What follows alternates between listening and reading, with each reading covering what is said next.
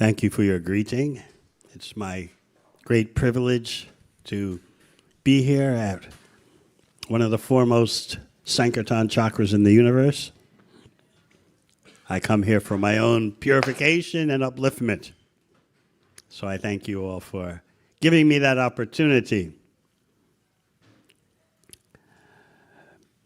Today, of course, is Radhastami, and I generally don't have much to say on such a confidential day, but by the association of you all, especially His Grace Vaisheshika Prabhu, let's see if something comes out of my mouth that is worthwhile.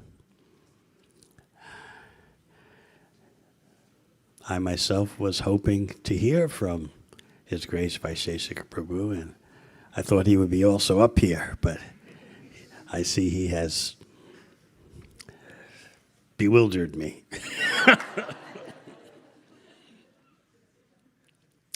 But especially today, I'd like to chant Jai Radha Madhava, the song by Srila Bhaktivinoda Thakur, which introduces you and immerses you in the topmost portion of the spiritual world.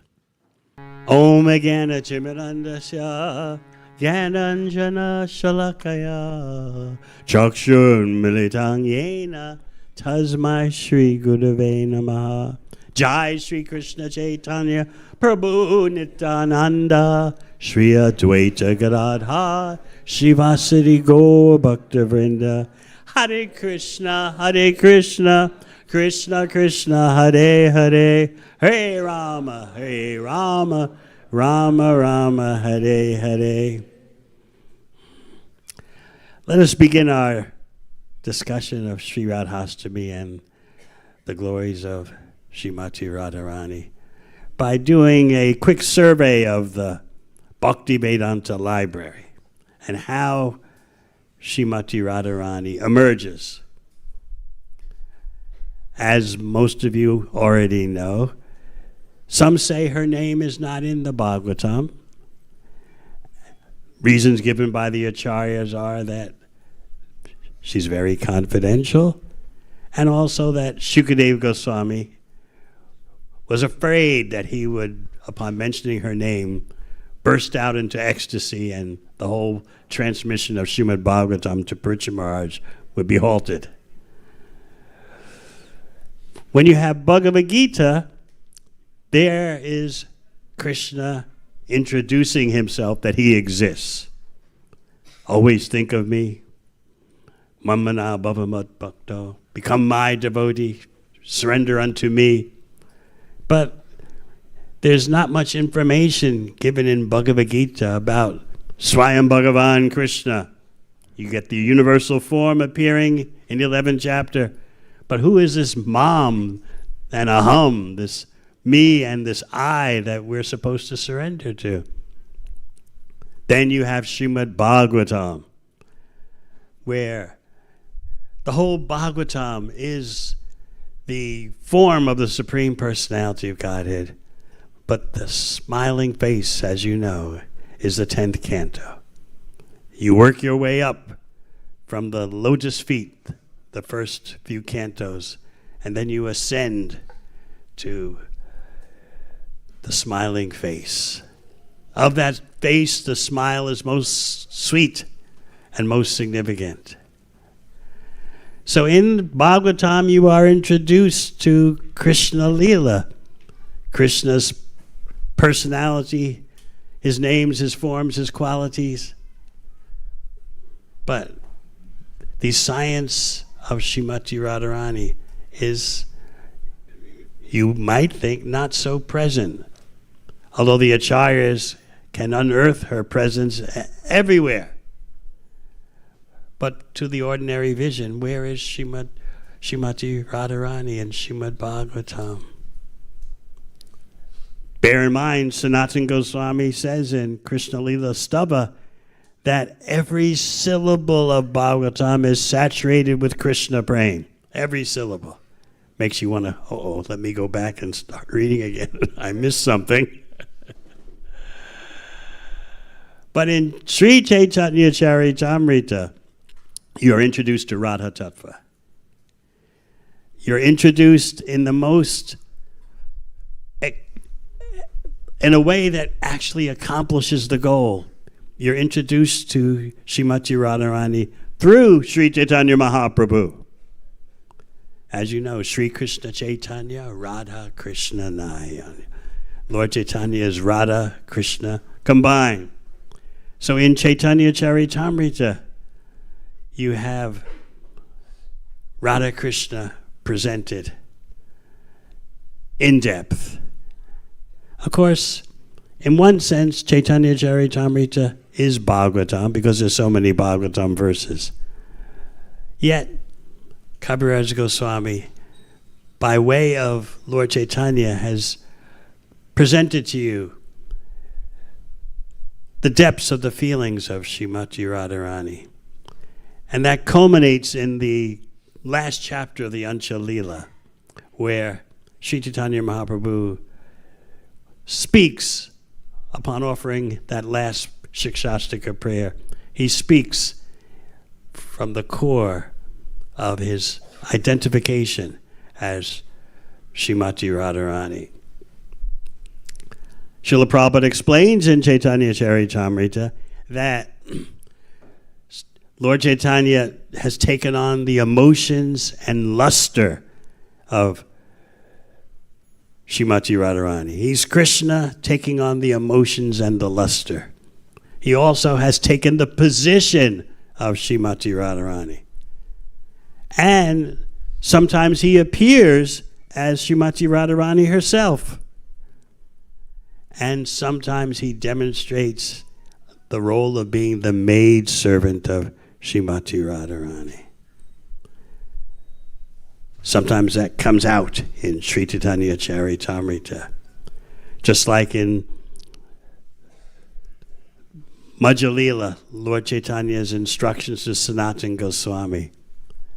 You may notice after he explains about the Aishvarya, the opulences of the Lord, and then starts explaining about the sweetness, the Madhurya. In the midst of that discussion, he says, Saki hey. Well, how is Lord Chaitanya referring to Sanatana Goswami in this way?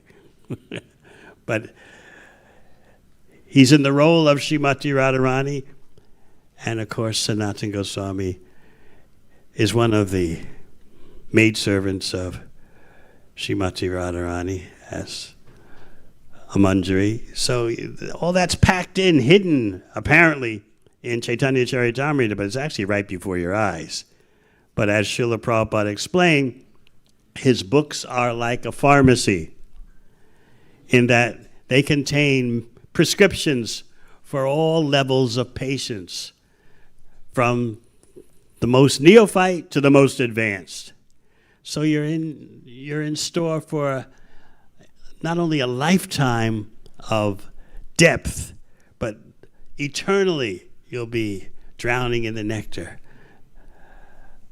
of Bhagavatam and Sri Chaitanya Charitamrita.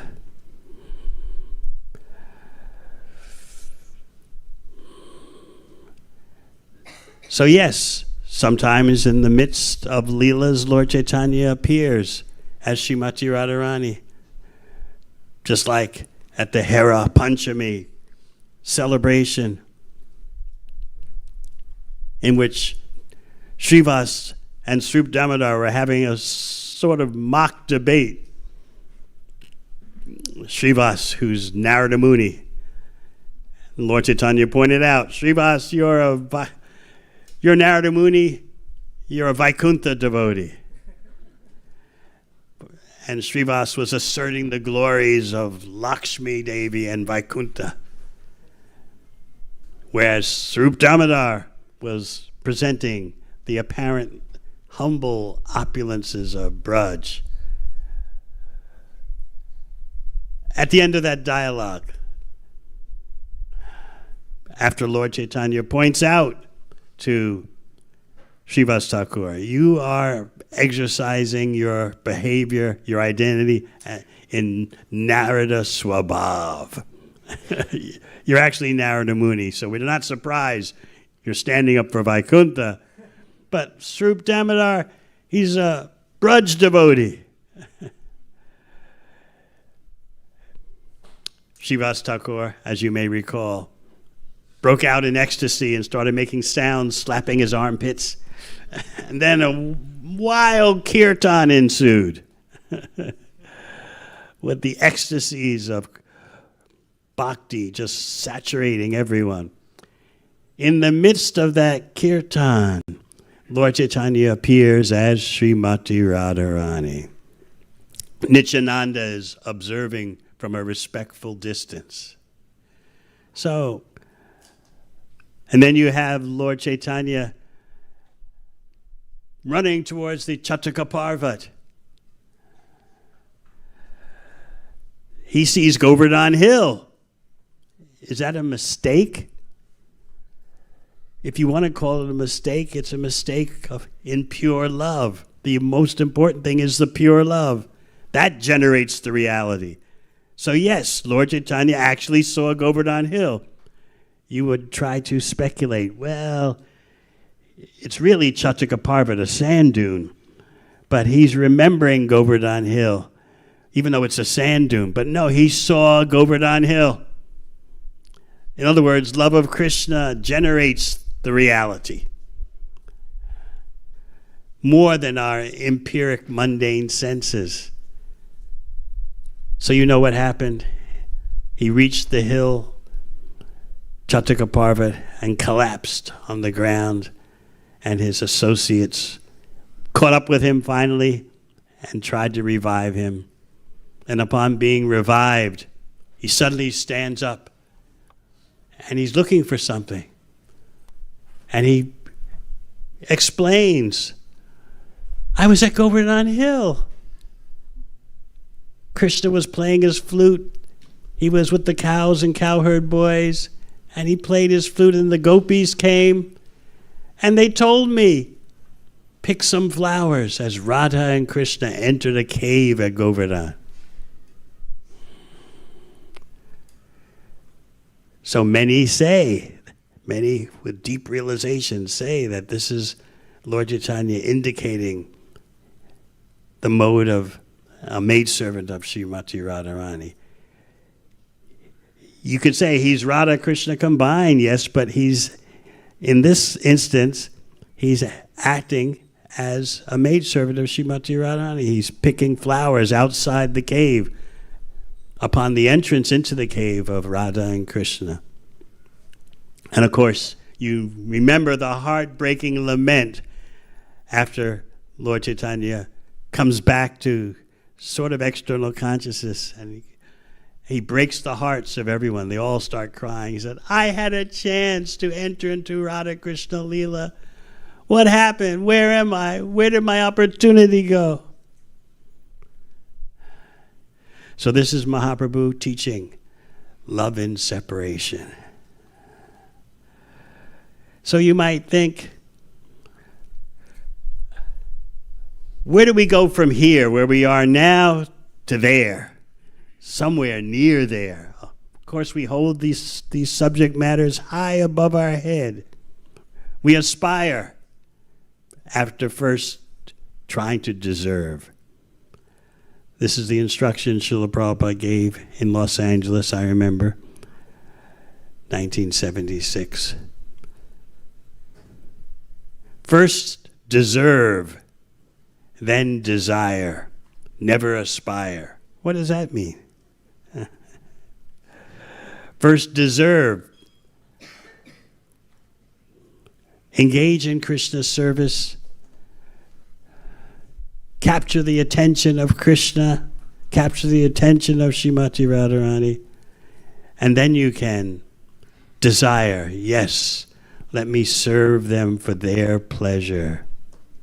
But never aspire. What does he mean, never aspire? First deserve, then desire, never aspire. He explained, from your low position, he was quite graphic, from your monkey position, don't jump to the top of the tree. first deserve and then develop some genuine spiritual desire, but never from your position on the ground aspire that you want to jump to the top of the tree. So I wanted to share with you some realizations I've had about the mysticism, the Gauranga mysticism behind ISV. Are you ready?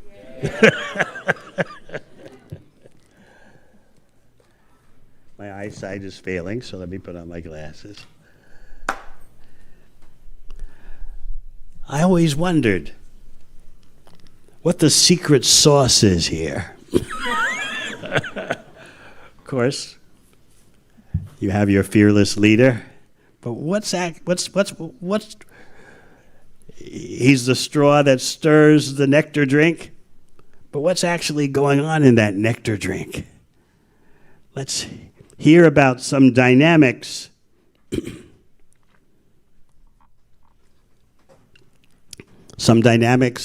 explained by Srila Prabodhananda Saraswati.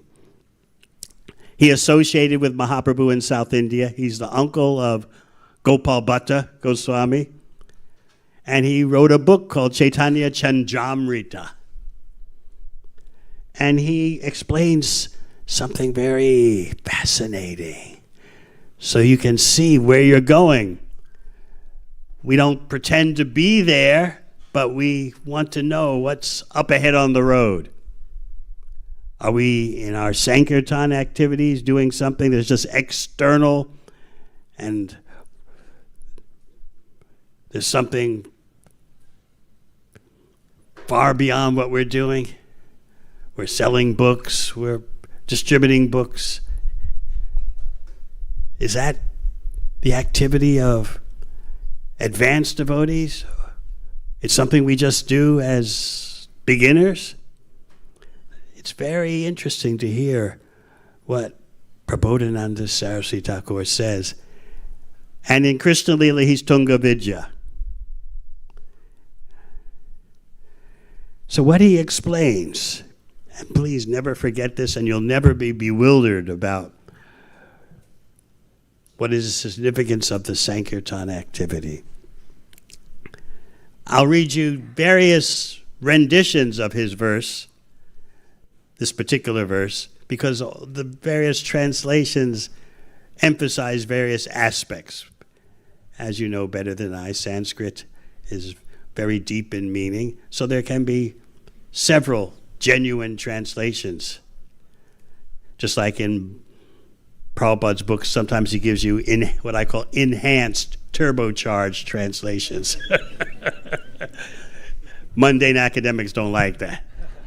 They want everything dry. But even sometimes in Prabhupada's word for words, things break out, things erupt.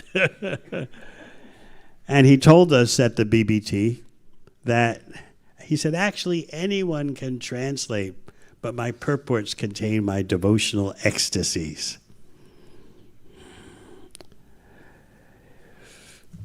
So in these various words of Prabodhananda Saraswati, they give you the clear picture of where you're driving to. This is the inundation of mercy that gives you such a transcendental reality. And it's especially wonderful we can discuss this on Sri Radhastami. So what does Prabodhananda Saraswati Thakur say? He's explaining basically that surrender to Gauranga Mahaprabhu equals shelter at the lotus feet of Srimati Radharani. So this is the secret sauce here.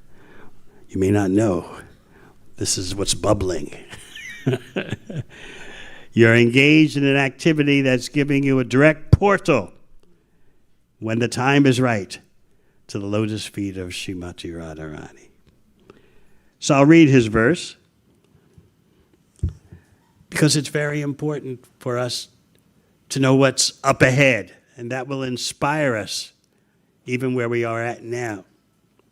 He writes, Yata yata gora padara vinde, vindeta bhaktim krita punya rasi, tata tatot sarpati hridyakasmat, radha paramboja sudamsu rasi. So I'll read you one of various translations, all of which are correct. As much as you surrender to the lotus feet of Sri Gauranga, you will find yourself safely situated in the service of Radha Govinda. Don't try to approach Radha Govinda directly. If you do, there may be some difficulty. But the lotus feet of Sri Gauranga will take you there safely. Haribol. Another translation. When a person accruing piles of pure acts attains bhakti to the lotus feet of Gauranga, a sweet ocean from the lotus feet of Radha suddenly enters his heart. Got that? So do you have service to Gauranga here? Yes. So this is what's up ahead on the road. Sooner or later. So we're meditating on this point, how attachment to Gauranga leads directly to Radha. Knowing this, your gratitude and appreciation for what you have here will grow exponentially, even more than what you have now.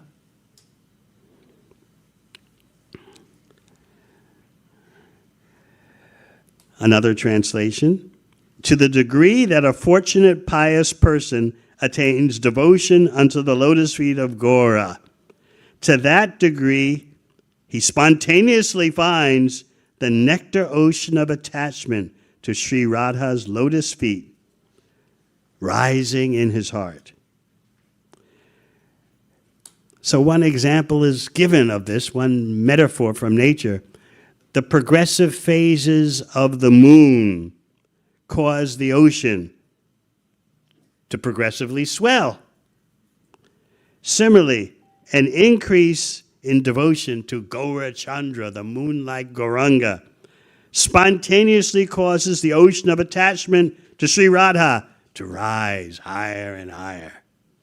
So you can just picture the moon in the sky progressively going through its phases, causing the ocean waves to swell. Similarly, the moon of Gaura Chandra rising causes attachment to Sri Radha, just like the waves in the ocean, to go higher and higher and higher. Another translation.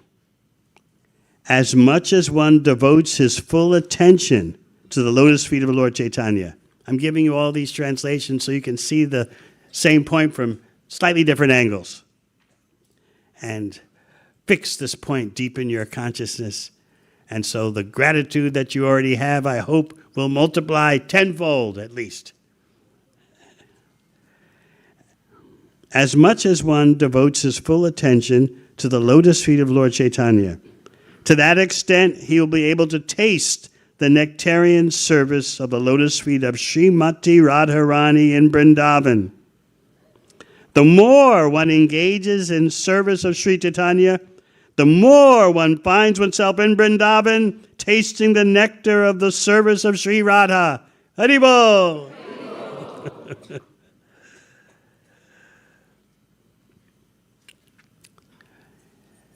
So this is the secret sauce that's bubbling here. The safest way is to approach Srimati Radharani, to approach Radha and Krishna through Chaitanya Mahaprabhu. And as you hear from Prabodhananda Saraswati, The service to Gauranga transforms into service to Srimati Radharani. By going through Gauranga, you're safe and protected by serving Lord Chaitanya's mission. And this shows you, by Prabodhananda Saraswati Thakur's statement shows you the depths of the Sankirtan movement, the depths of the Sankirtan activity. So you don't need to ever think, maybe what we're doing is not the highest. Of course, every devotee should think, I am the lowest, but nevertheless, the service opportunity you have is the highest. So you can take it straight from Tungavidya, who's, yes, a member of the Ashtasakhi. So I don't know what more evidence you want. Knowing this, you can dance in even more ecstasy, distribute even more books. Let's hear a little bit from Bhaktivinoda Thakur, who explains that, he explains this in Jaiva Dharma, a book that we're working on at the BBT, at the behest of His Grace Vaisheshika Prabhu, who wants a top quality BBT rendition of Jaiva Dharma. We hope to get that out sometime next year.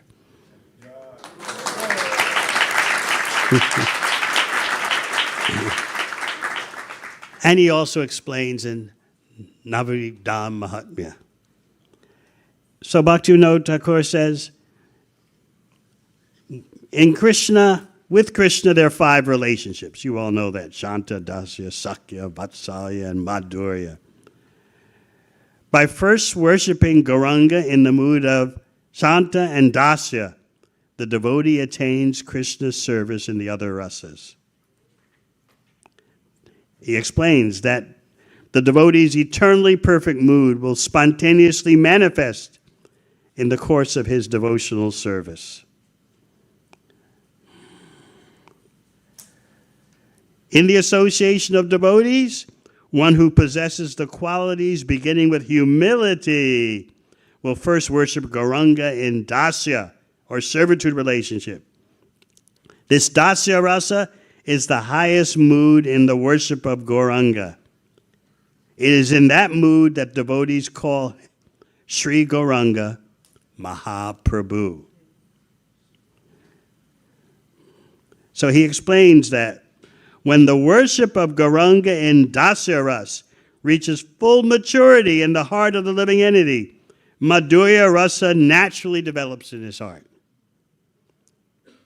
At that time, one's worship of Gaur Hari qualifies him to worship Radha and Krishna in Vrindavan. Gauranga then drowns the devotee in the nectar of Radha and Krishna's eternal pastimes, which the devotee enters as he attains Vrindavan. Gauranga drowns the devotee in the nectar of Radha and Krishna.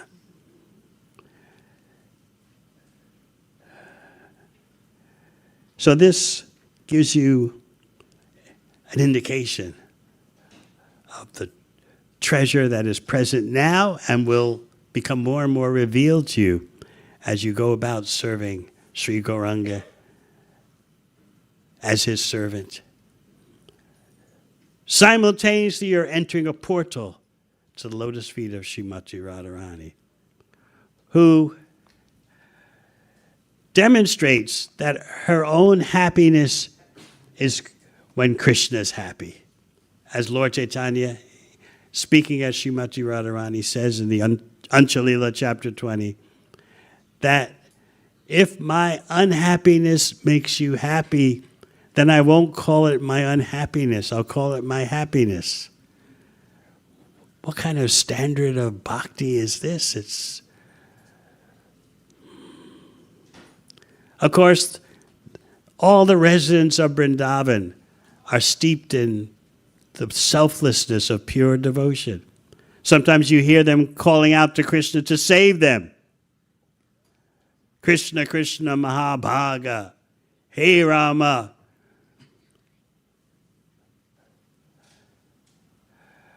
Krishna, source of all opulence. Balaram, Amita Vikrama, the performer of unparalleled activities.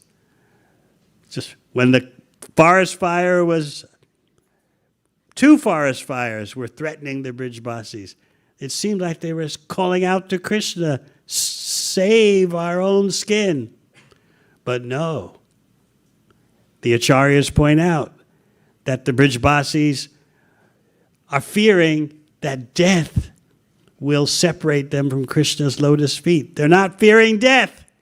And they're not pleading, save our skin. They're pleading, save our association with you. We can't live without you.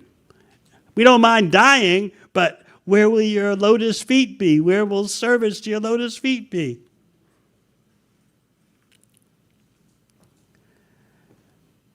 In Krishna book, you can read Prabhupada's presentation of Uddhava departing Vrindavan. And Nanda Maharaj basically can't talk, his voice is cracking. So he and the cowherd men, the cowherd elders, present these requests to Uddhava. Karma bir Brahmyamananam, wherever we may wander by the force of karma and the authority of the Supreme Lord, may we always be Krishna conscious. So Srila Prabhupada elaborates in Krishna book that they're not acting for their own satisfaction. They're demonstrating the principle of, will we go wherever will satisfy Krishna? That is our heart and soul, his satisfaction. We can wander here, wander there by the force of karma and the desire of the Supreme, but let us always have the opportunity to satisfy Krishna. So Srila Prabhupada writes that this is how he's teaching us. This is how a pure devotee thinks. A pure devotee doesn't think to go to the heavenly planets, doesn't think to go to Vaikuntha. He said, doesn't think to Goloka Vrindavan. He simply aspires for the satisfaction of Krishna. And of course, the best personality for doing that is Srimati Radharani. So therefore, Lord Chaitanya reveals, in the role of Srimati Radharani, he reveals the pinnacle of selflessness. It's hard for us to imagine such selflessness. If my unhappiness makes you happy, I won't call it my unhappiness, I'll call it my happiness. Could you say that to someone with a straight face? No way. Even someone most dear to you. You want something for yourself. Okay, I don't mind a little unhappiness in the course of pleasing you, but I got to have something for me. But when you read Anchilila chapter 20, you see Lord Chaitanya just empty. He's demonstrating Srimati Radharani empty of any drop, even just a drop of any kind of motivation that could be construed as selfishness. So you can study that section of Chaitanya Charitamrita and see the most exquisite gem.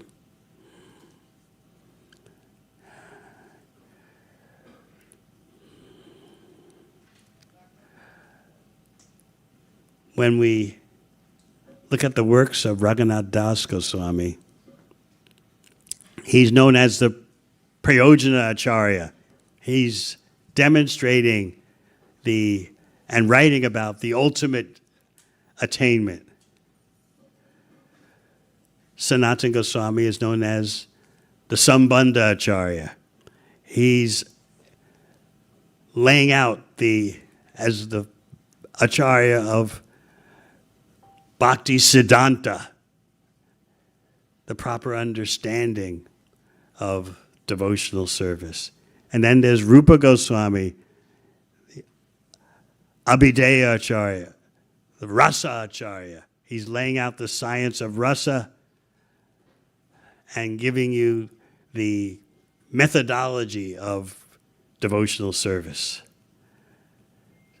We hope to, sometime at the very end of this year or very beginning of next year, we hope to give you and His Grace Vaisheshika Prabhu's esteemed marketing team, we hope to give you 5 volumes of Bhakti Rasamrita Sindhu.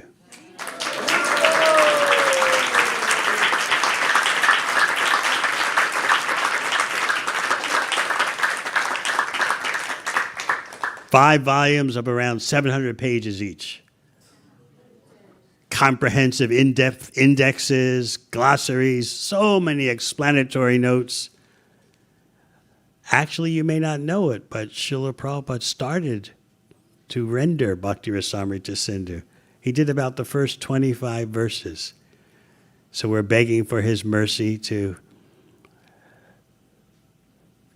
present Bhakti Rasamrita Sindhu, which will include Prabhupada's translations and commentary for the first 25 verses that he did. And then, of course, there'll be Jiva Goswami and Vishwanath Chakravarti Thakur. Also, commentary by Bhakti Siddhanta Saraswati Thakur, because in his Chaitanya Charitamrita, there's so many Bhakti Rasamrita Sindhu verses. So Bhakti Siddhanta Saraswati Thakur commented on those verses in his Chaitanya Charitamrita. So we've extracted those commentaries for those Bhakti Rasamrita Sindhu verses and put them in our Bhakti Rasamrita Sindhu. So you're going to have such a wonderland. So we hope to render that little service. It's taken us 10 years. COVID, of course, slowed things down. But then to produce a first-class rendition, not just whatever you find on Lowy Bazaar. So many what I would call cottage industry publications. Well-intended, but you have no idea the accuracy of the Sanskrit translation. The English is generally lousy. And you don't know, well, who presented this? What can I rely on the consciousness of the particular translator of this particular book? I don't know. But anyway, it's at Lowy Bazaar. Okay, 100 rupees, all right. So at the BBT, since ISV is a triumphant supporter of the Bhaktivedanta Book Trust, Prabhupada's heart, at the BBT we've taken such care for years to hone everything to the highest standard. Our gold standard we hold above our head is Brihad Bhagavatamrita. So we want to be on that level.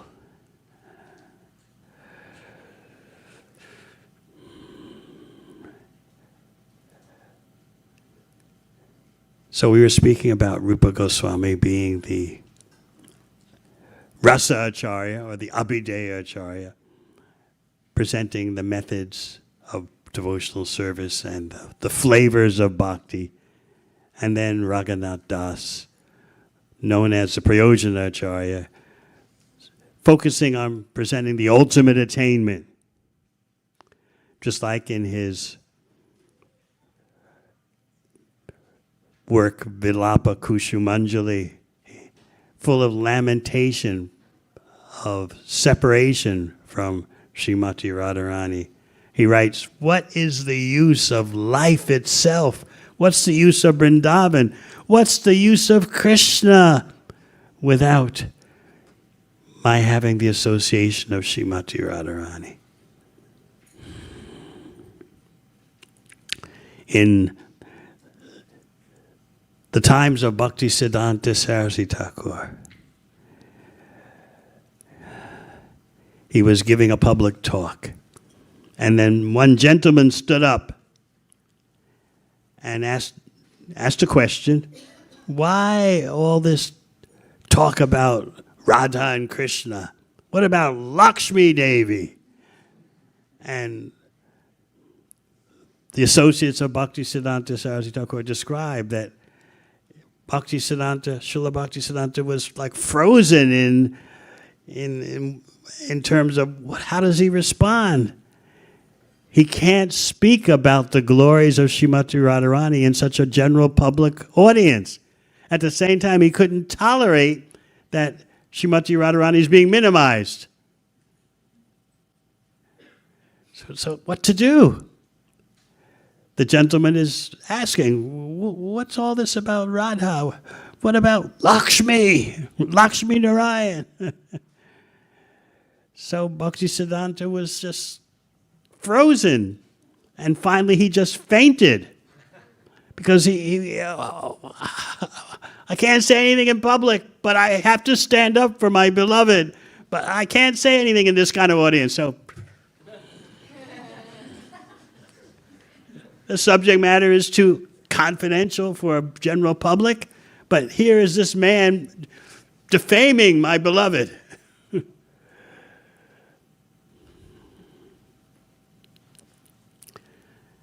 So that shows us something about how restrained we should be in approaching such a subject matter as Radha Tattva.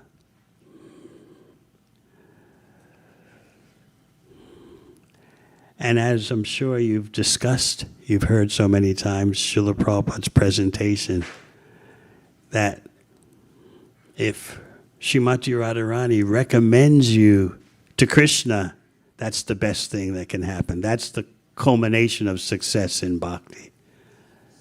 So a devotee is praying, please recommend me to your Krishna. Krishna belongs to you.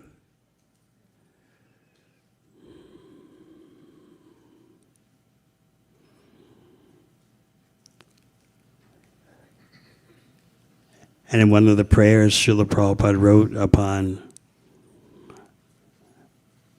sailing to the USA, he says, I say to you, brothers, you will attain your good fortune when Srimati Radharani casts her glance over you.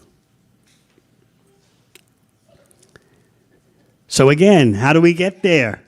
What's the surefire way, as much as sure as anything can be, to attain the lotus feet of Srimati Radharani? Is by service to Gauranga. That's the portal.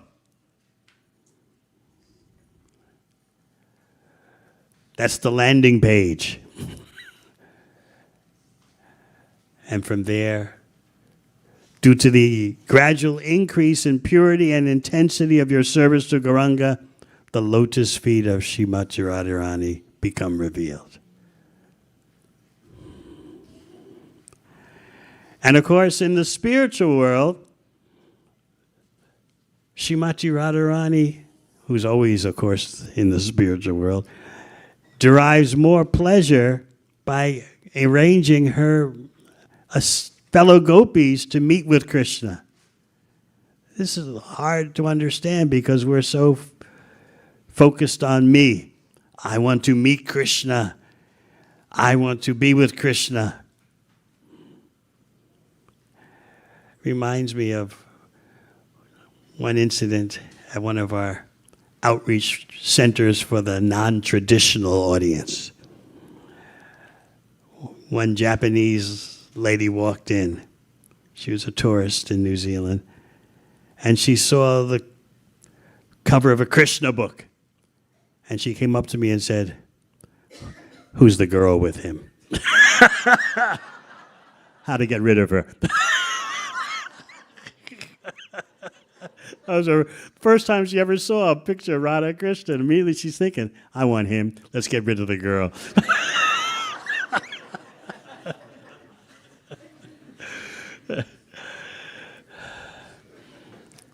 So the principle in Radha Krishna Leela is that Radharani derives more pleasure giving her gopi friends a chance to be with Krishna than she does with being with Krishna. You probably think, oh, she's just saying that. Or that's just presented in the Shastra to inspire us. But no, that is actually the dynamic. So you can see where the Sankirtan mercy mission is coming from.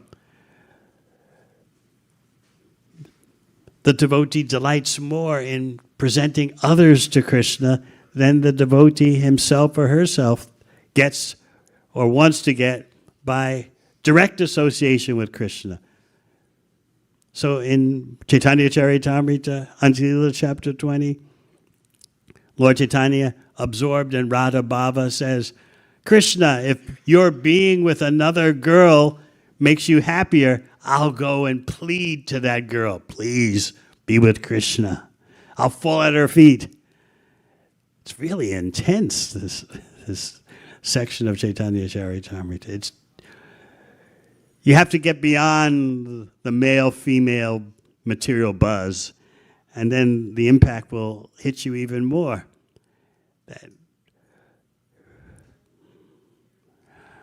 Srimati Radharani is saying, if Krishna wants someone else, if someone else will make him happy, I'll fall at that person's feet. Please, don't ignore Krishna. Go to Krishna.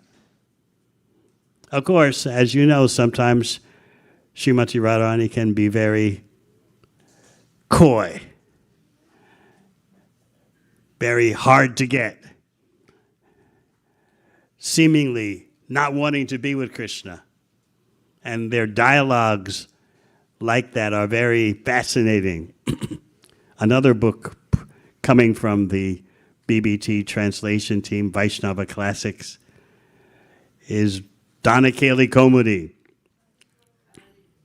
full of the dialogue between Radha and Krishna and their associates, in which there's all kinds of double talk, all kinds of play on words. So in the commentaries that we've done for this work, we give information and navigation. This is referring to a statement in the previous verse. This is anticipating a statement in the next verse. This is a play on words. So you'll have a full informational presentation for your reading pleasure.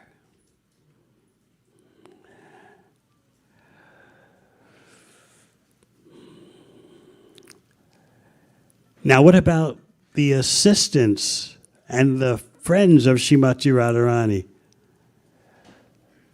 We see that Radharani gets greatest pleasure in arranging their meeting with Krishna, their time with Krishna. But they themselves get the greatest pleasure by assisting Radharani in meeting with Krishna. So the Shastra gives the example of a tree. The tree is Krishna, and the vine is Srimati Radharani. When the vine wraps around the tree, actually the leaves on the vine enjoy more than the vine. The servants, the assistants of Srimati Radharani enjoy more, but she enjoys more by arranging that the servants be with Krishna. So what's going on? We're so focused on Krishna, give me. Krishna, make me blissful. Krishna, where are you? I want you to be with me.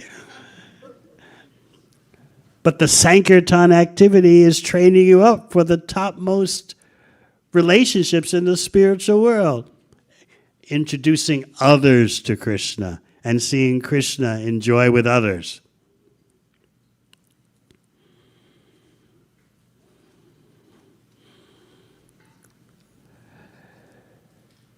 I've already explained to you, and you've heard it, I'm sure, from others in a much better way. Yes, about the controversy in Los Angeles during the start of the book distribution boom. You've heard this before, but no harm in repeating it. Some devotees were going around saying that Nikunjayuno Ratikele Siddhaya Yayali Bir Yuktir Apekshaniya.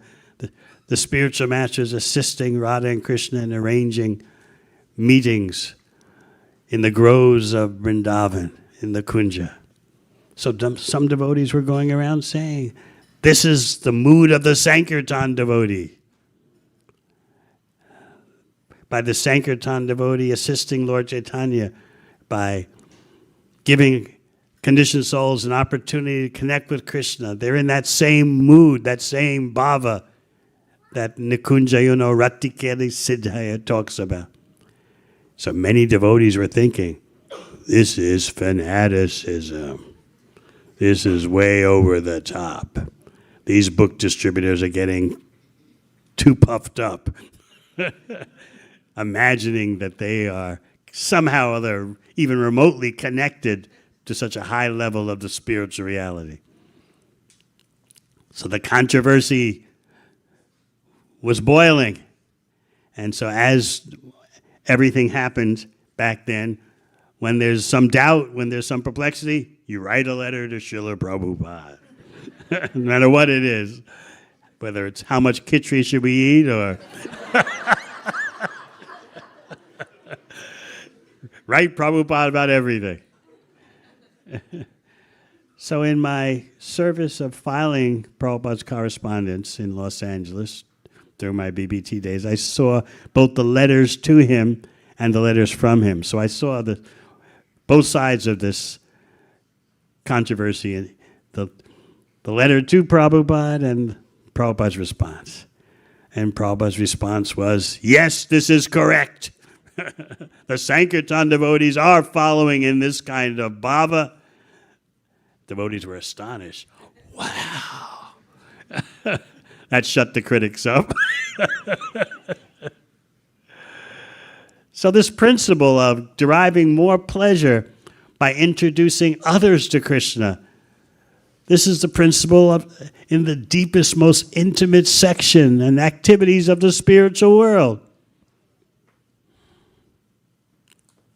So what is going on as it looks like to the mundane vision, ordinary book selling, ordinary circulation of religious literature. What's really going on is connections with Krishna.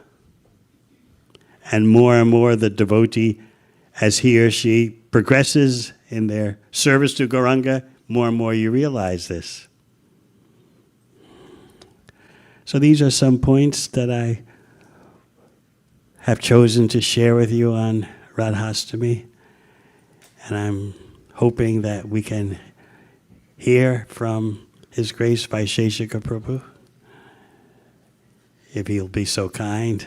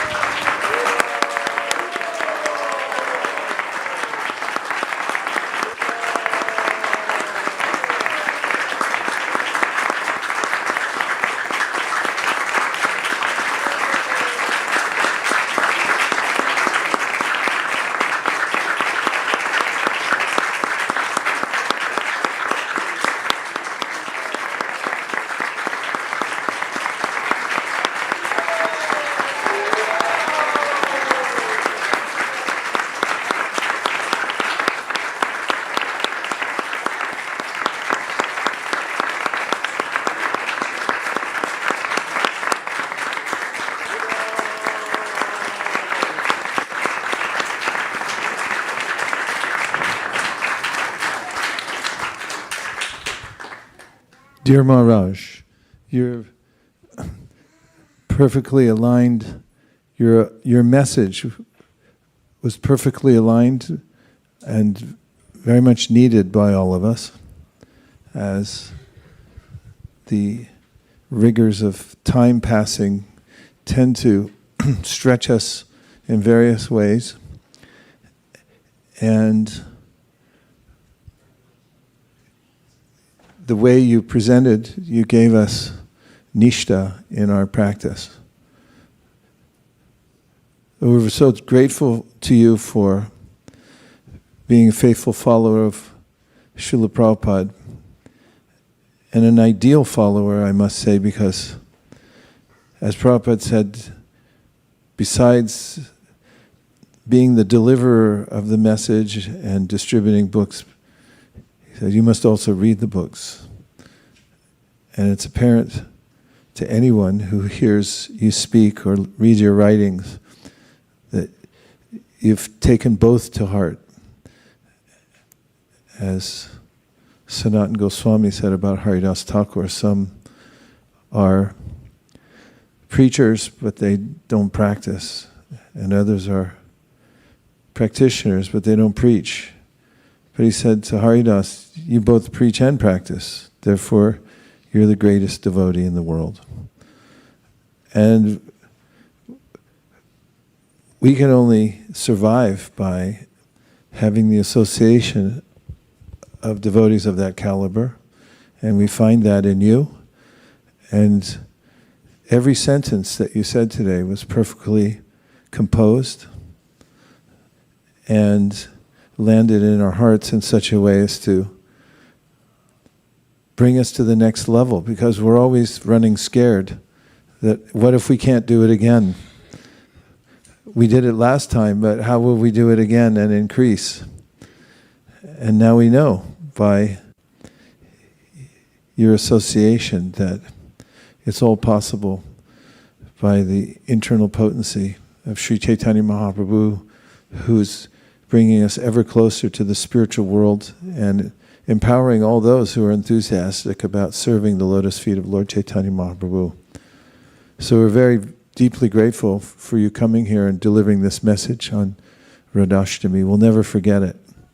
I watched some of the devotees who were fully absorbed in listening, and some were nodding, others were swooning. So your message was very well received. Please thank Maharaj again.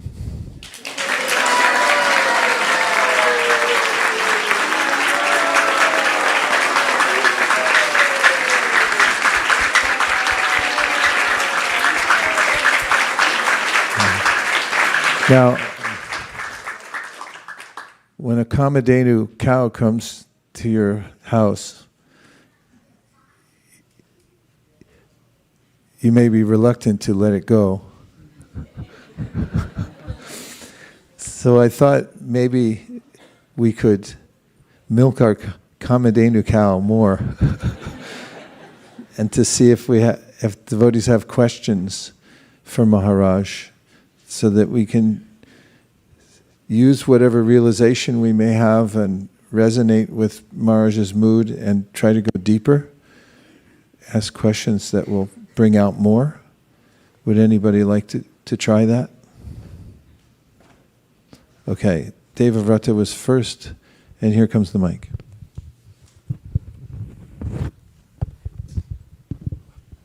Hare Krishna Maharaj.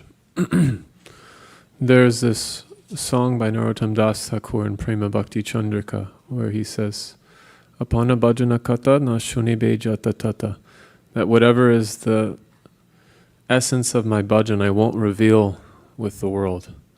So if one is making progress in the path of Sankirtan and the realizations, the goal which you mentioned, are becoming a reality after years of serving the mission, sacrificing for the mission, what is the mood of preserving those realizations in such a way that it remains confidential and not a topic of public discussion? You discuss with like-minded persons. As Rupa Goswami says in Sri Upadeshamrita, the 6 loving exchanges, but those 6 loving exchanges in terms of revealing your mind and having others reveal their mind to you, that's done in an appropriate situation with appropriate persons.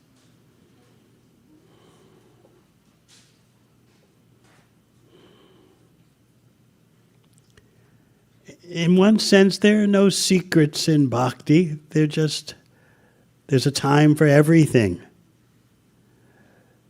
That's why I quoted Srila Prabhupada's little jingle. Like ISV is famous for coming up with acronyms and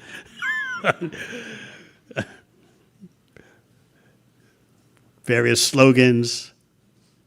If your feet just touch the pavement on the monthly Sankirtan festival, that is success. I went out on the monthly Sankirtan festival in London last month, and so I was remembering that statement. If your feet just touch the pavement, that's success in of itself. What other slogans are there? Yes.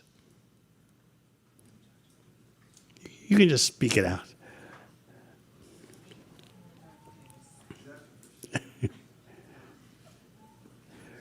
What other? Assume it can be done. Hare Krishna. Assume it can be done. Yes. There's another one.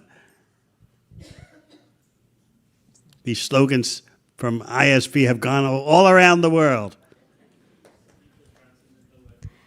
Hey Krishna Maharaj. You have another slogan? You don't know them? Keep the Ah, that's right. Where attention goes, energy flows. So Prabhupada coined his own slogan, first deserve, then desire, never aspire. So I explained the purport to that, right? First deserve, and then desire, oh, let me hear about Krishna's confidential pastimes. Let me aspire for some kind of speck of dust service.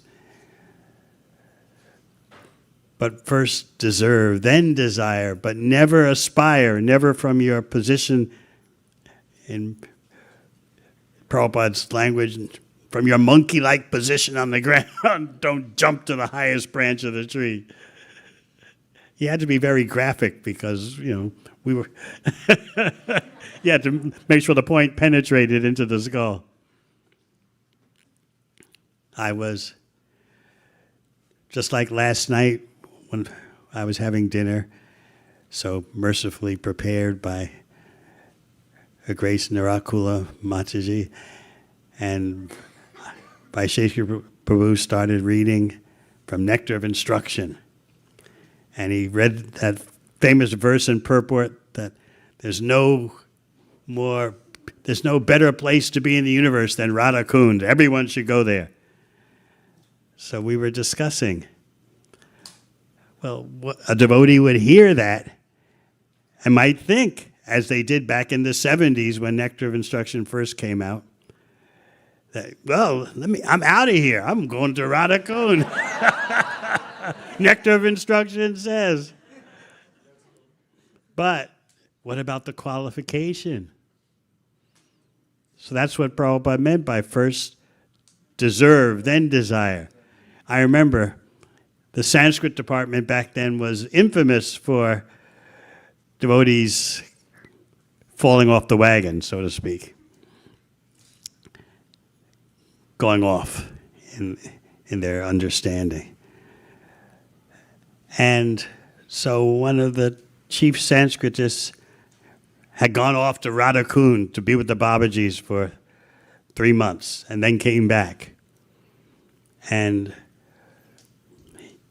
he was a Sanskritist that was at the level of, he could deal with Srila Prabhupada about translations. So he went in to see Prabhupada upon his return from what he thought he went to Radha Kund. Whether you can't go to Radha Kund in that kind of consciousness, but he thought he went to Radha Kund.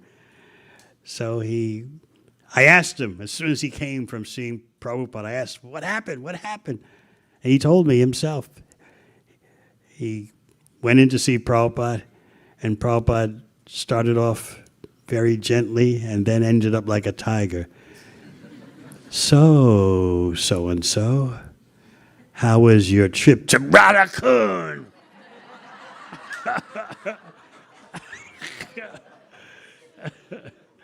The devotee told me Prabhupada practically spat the words out. In other words, you didn't really go there. In your consciousness, you weren't there. You were in some kind of material facsimile of Radha Kund. So therefore, Prabhupada spat the words out. How was your trip to Radhastami?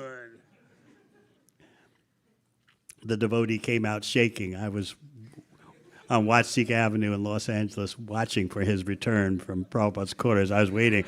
Okay, what happened? What happened?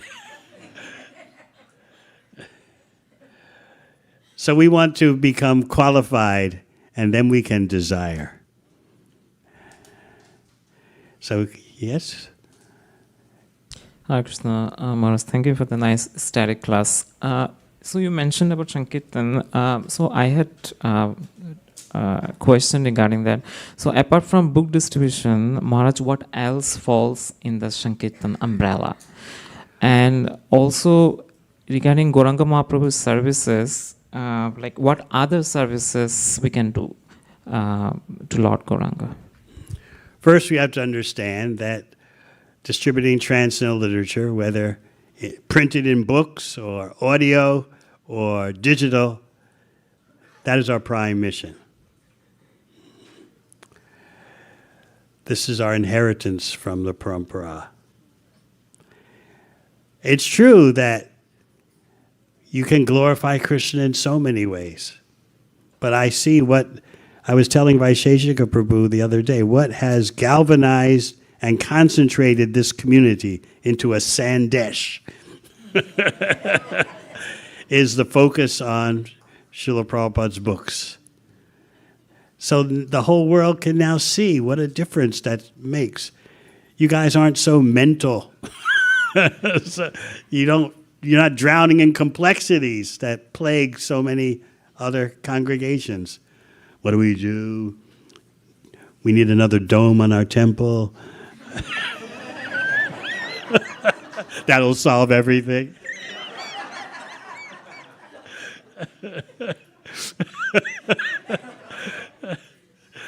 You don't have those kind of intricacies because you're focused on reading and circulating Srila Prabhupada's books this way, that way. And you can feel the surcharge of energy. Maybe sometimes some of you would think that, well, it's just too concentrated here. It's just too focused. Maybe you might entertain such thoughts. But the more you understand your great fortune, the more you'll appreciate that intensity of focus. Srila Prabhupada was the master of the focus. And if you want to continue with your confidential service of distributing books this way, that way, you have to appreciate the art of the focus and teach others to do that. It doesn't mean you're narrow-minded and fanatical. It means you're in touch with the voltage. Golokera Prema Dana Harinam Sankirtana. You're in touch with that voltage, that spiritual voltage coming from the spiritual world. So because you as a congregation have opted to go this route, your devotional service is so concentrated. Don't take it for granted, whatever you do. I wonder what it would be like to be in some other kind of place. That's like some other you're associated with Krishna and start thinking, I wonder what something else would be like. Srila Prabhupada explained this once in Paris. Devotees kept peppering him with the question, if we were with Krishna and obviously we're satisfied, how could we choose something else? They kept poking Prabhupada about this. How could we, if we were with Krishna, how could we choose something else? Did we get tired of Krishna? And Prabhupada answered the question in a very beautiful way. He said, it's not that you get tired of Krishna, it's just that you start thinking, what would something else be like? What would a place different than ISV be like? Yeah, book distribution ki jai, but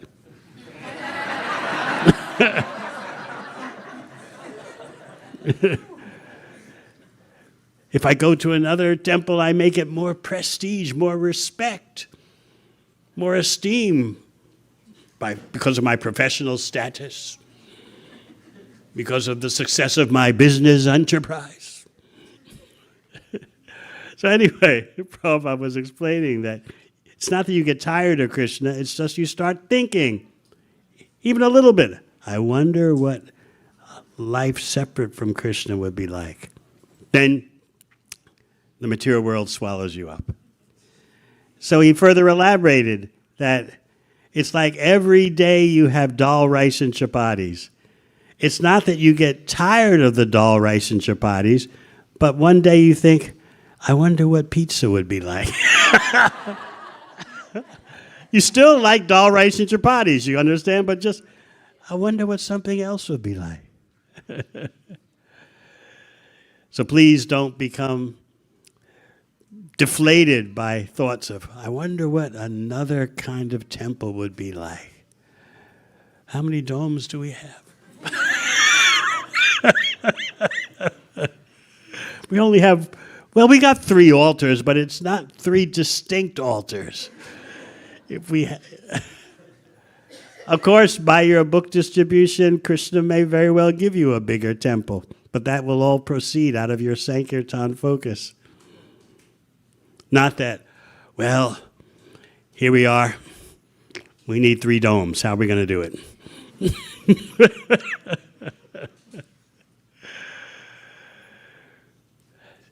Instead, you're thinking, here we have Srila Prabhupada's prime activity. We're acting in that way. Let's see what comes from it. I remember I first came here, what year? Maybe it was around the year 2000. I didn't know where to go. Someone told me, go to San Jose, and so I thought, you fly into the San Jose airport, and there was Vaisheshika Prabhu. He said, everyone flies into San Francisco airport because it's right near my house. No one ever told me that. I thought San Jose means you fly into the San Jose airport. So I took special care to fly into San Jose. Anyway, that was 25 years ago or so. So since that time, I've watched how you have a community of Ghostianandis dedicated to giving Krishna to others, tasting the delight in arranging for others to be with Krishna.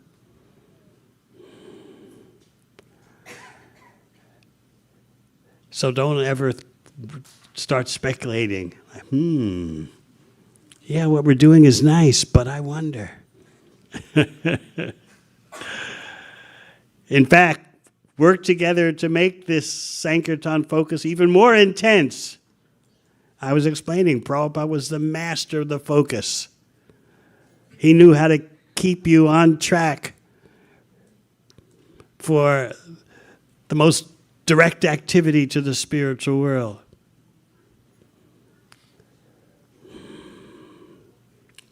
I was explaining this year in Mayapur, Prabhupada's fail-safe insurance policy.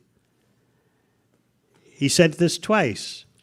He said that, let us assume, although it's very painful to assume that, let us assume that all the leaders in ISKCON go away, all the head pujaris go away, all the presidents go away, all the pujaris go away.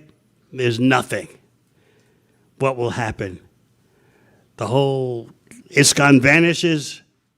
What will happen? He said, because my books are everywhere, someone will read one of my books and know exactly how to restart the Hare Krishna movement.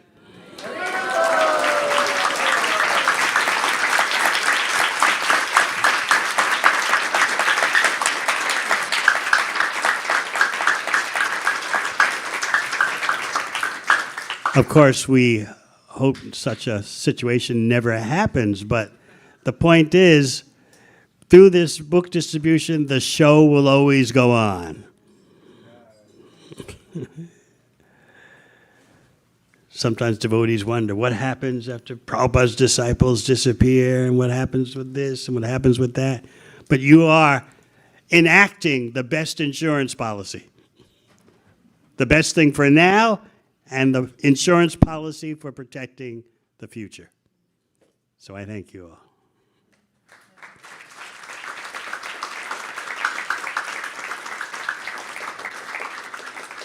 Any other questions? Yes, you have the mic, so I guess you're the boss. Hare Krishna Maharaj, thank you for an amazing class. A few weeks ago, His Holiness Vaisheshika Maharaj did a workshop here where he told us practical tips and exact sentences that we can say in book distribution. I should have been there. When I went out on the streets in London, I wasn't prepared in such a way. See all the advantages you have. It's not fair. I protest. Equal rights. Go on. But life is unfair, and so I request you, if you can give us some practical tips too. To what? For book distribution, the exact sentences that we can say to Indians and non-Indians. I think you have the experts here. I wouldn't dare to pretend I could fashion such slogans and such acronyms. How many acronyms do you have in your repertoire, Vaisheshika Prabhu? Huh?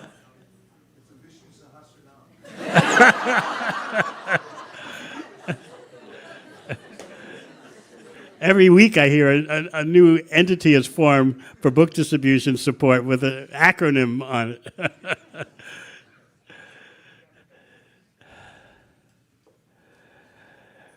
Look, I've explained before, maybe you weren't around, my book distribution career, which I wanted to last all my life.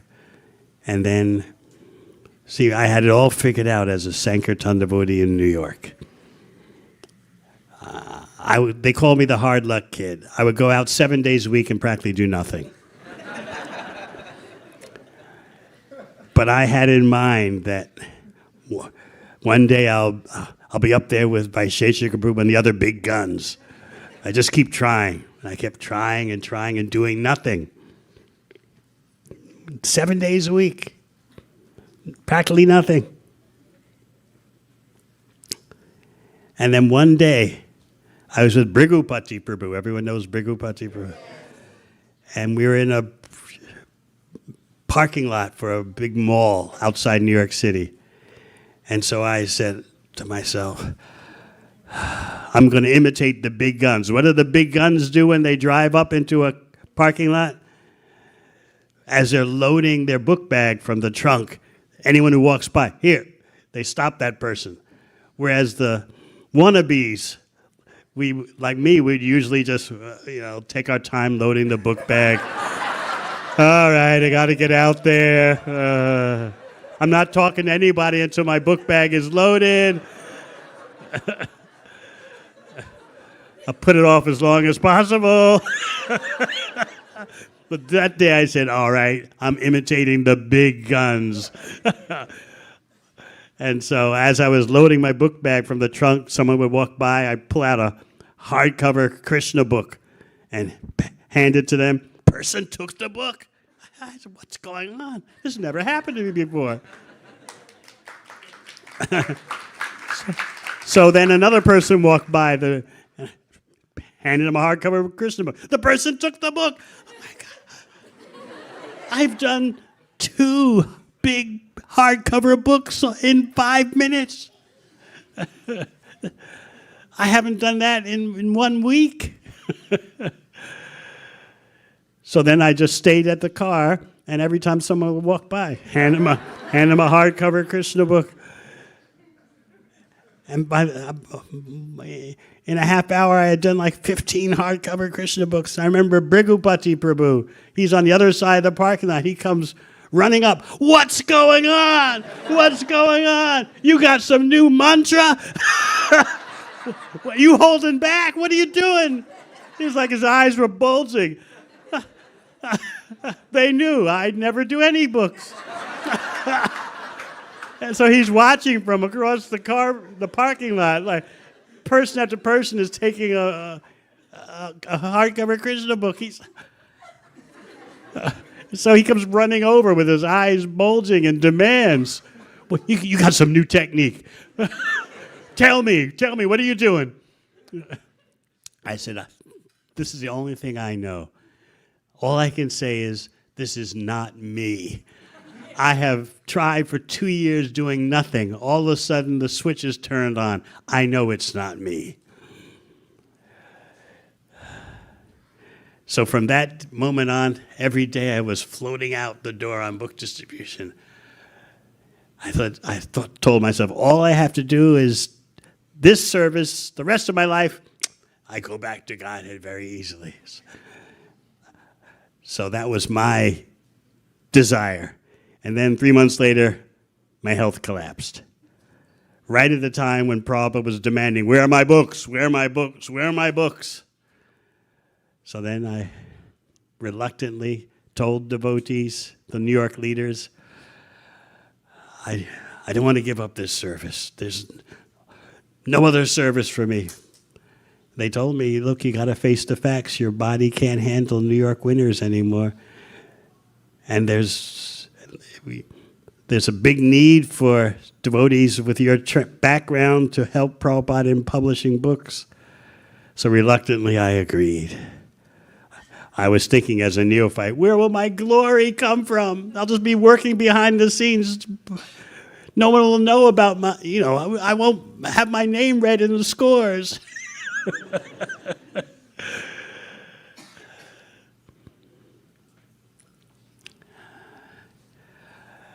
So that's how I wound up at the BBT, although my plan was every day the rest of my life I just distribute books. I go back to Godhead. I go back to Godhead so easily. All I have to do is do this every day the rest of my life. Because you have to understand what I was feeling. 2 years, 7 days a week of doing nothing. A few BTG magazines, a few paperback books. I remember when the book distribution boom started, if you could do one Bhagavad Gita on the streets of New York, everyone was amazed. Wow, you did a Gita. Amazing. What, tell me, what did you say? What are your lines? You sold a Bhagavad Gita on the street. And then devotees from the West Coast started visiting. And they would go out on the streets of New York and do like 10 Bhagavad Gitas on the street. We were amazed. Whew, mystic power. 10 Bhagavad Gitas on the street. And then devotees like Vaisheshika Prabhu and others would come. They were the big guns. Their scores would just be off what we thought, off the charts. But I was doing nothing for 2 years, going out 7 days a week. And 7 days a week meant all night on Friday and Saturday night, because there were big concerts back then happening all the time in big arenas. So Friday you'd start 9 a.m., finish at 9 p.m. at a shopping center or on the street, and then you go to a big concert arena, 20,000 people, and distribute books there, and get back to the temple 2 o'clock in the morning, and then think, there's no point in going to sleep. Stay up for Mangalarti at 4:30, out the door again at 9 a.m. So doing that for 2 years and still doing practically nothing. So many of you have had such mystical Sankirtan experiences where you know, it's not me. I'm not the doer. It's something you never forget all your life. When Krishna wants to use you, he turns the switch on. But still, and the fact is, even during the struggles, Krishna's watching your effort. They even, the funniest thing is, amidst my struggles, before my breakthrough, they made me the Sankirtan leader because I tried so hard. Even though I wasn't practically doing anything.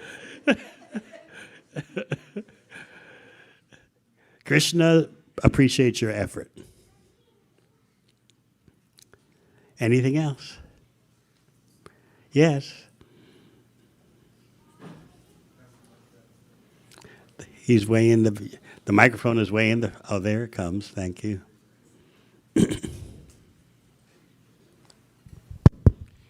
Hare Krishna, Maharaj. You shared that incident of Bhaktisiddhanta Saraswati, that person asking that question about Lakshmi Devi. So I had and then you said he fainted.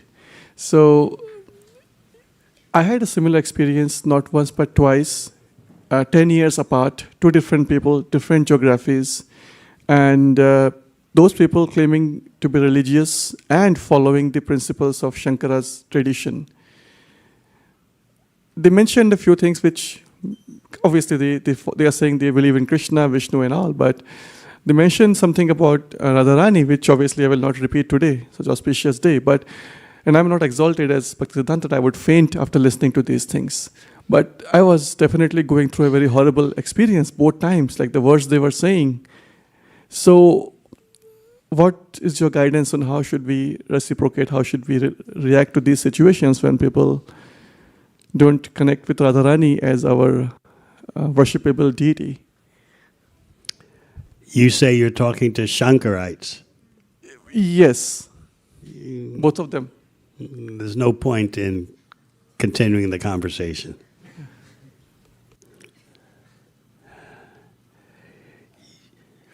Probably best to just respectfully end the dialogue and move on.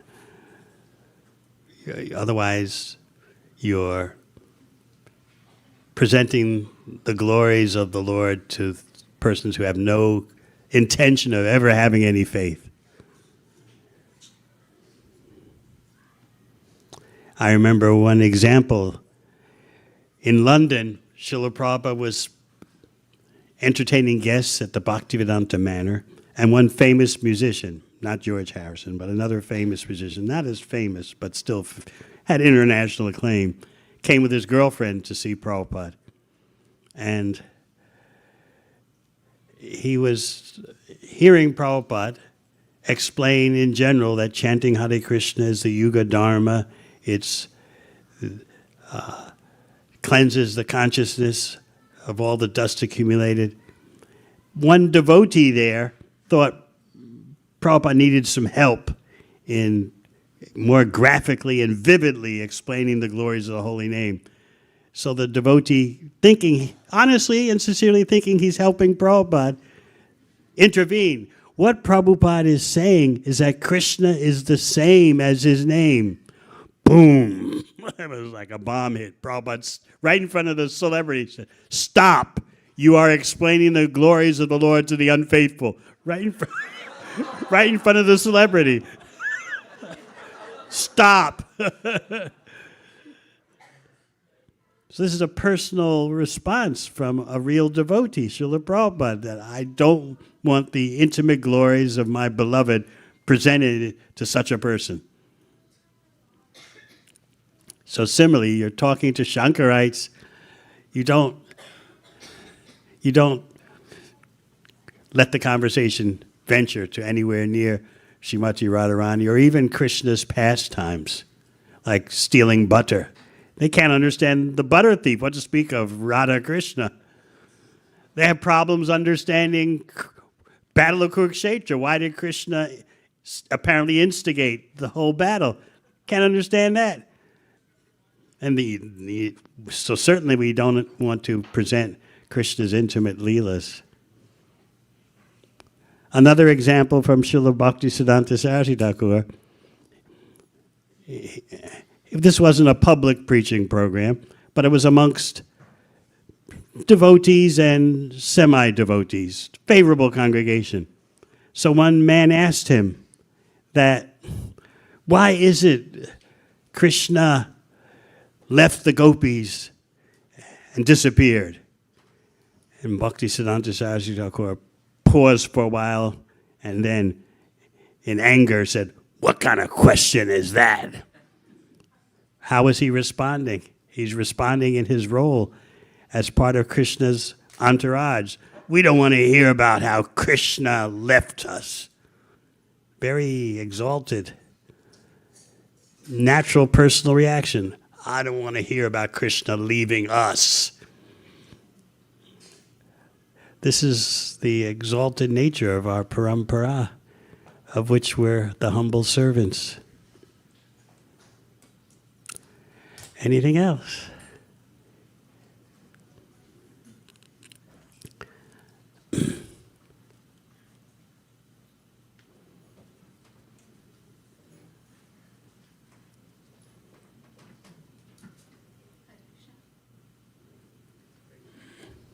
Hare Krishna Maharaj, please accept my humble obeisances. All glories to Srila Prabhupada. Yesterday we were on Sankirtan and we had a similar experience. But this time it was somebody who was from the Madhva Sampradaya. He came up to the table along with a devotee and then we were talking to him and he mentioned that we said that we also belong to the Brahma Madhva Gaudiya Sampradaya. And he said that up till certain Acharya, you were following everything and then you got deviated. And then I mentioned, we didn't get deviated. It's a separate branch. It's a branch of the tree, right? Just like a tree has a branch. So our Gaudiya Sampradaya is the branch of the Madhva Sampradaya. And then he said, we don't believe all this because there is no incarnation in Kali Yuga. Then we told that it is Lord is a hidden incarnation, is a Channa Avatara, and his mention is there in Vishnu Sahasranam. And Suvarna Gopika Mataji quoted the Vishnu Sahasranam verse.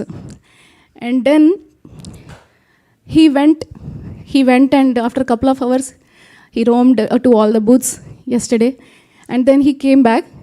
What about the books? No, it was a festival. It was a Ganesh festival, and we were on Sankirtan, and we were having one of our booths.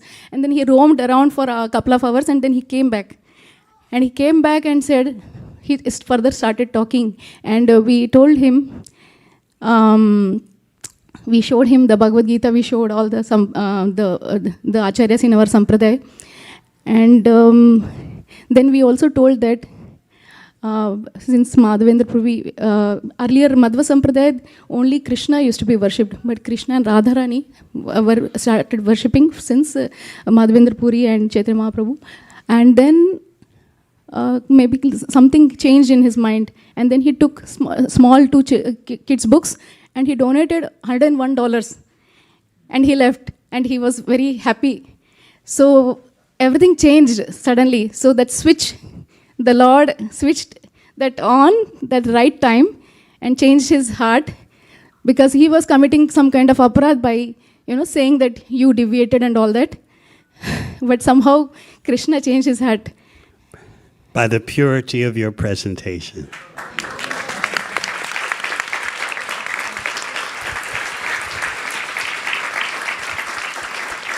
So we wish upon you many, many more experiences like that. Such experiences will be your treasures all your life.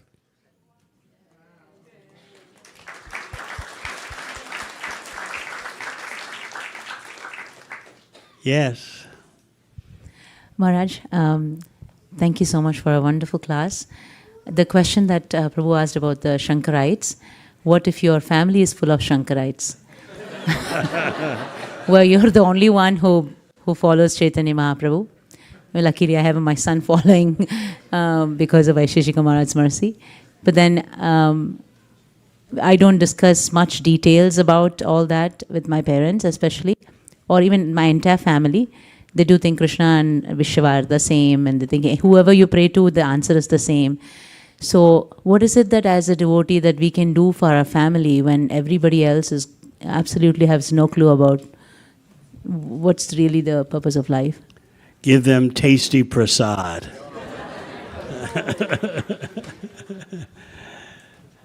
after some years, they'll soften up.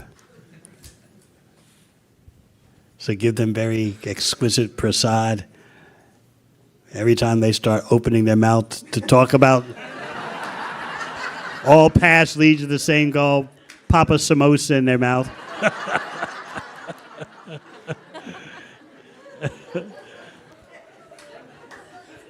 Thank you, Maharaj. Way in the back, someone has their hand up. One Prabhu.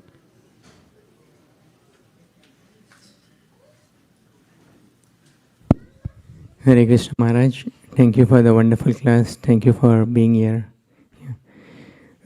Maharaj, you rightly mentioned about aspiring, don't aspire, first deserve.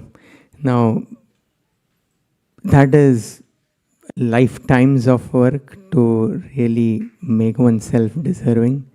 At the same time, sometimes when we go to yatras or when we read books, we, at least I can talk for myself, like to go to Barsana, dwell into some of the leelas, to whatever extent I can understand with my mundane level. So, what should a neophyte do when such things, I relish hearing the leelas to whatever level I can understand. I relish going to the dhams, especially Barsana and the holy places in Praja. At the same time, I agree that the level is maybe lifetimes away. So, what do we do? Hopefully, you're in good association. You say you're on yatras, so you're associating with senior Vaishnavas, and in that way, you're protected, rather than wandering around on your own.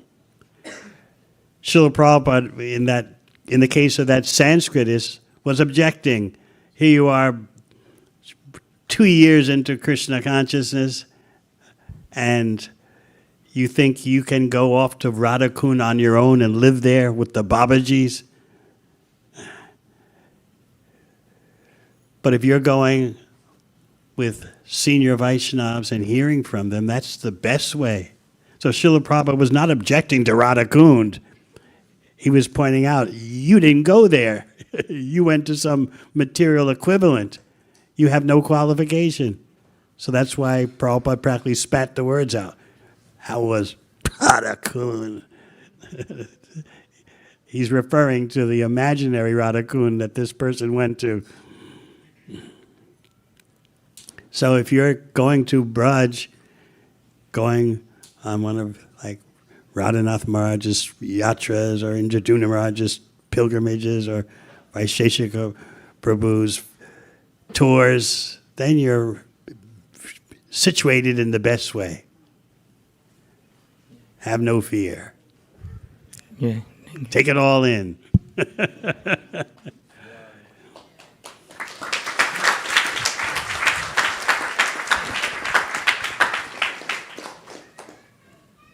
Yes.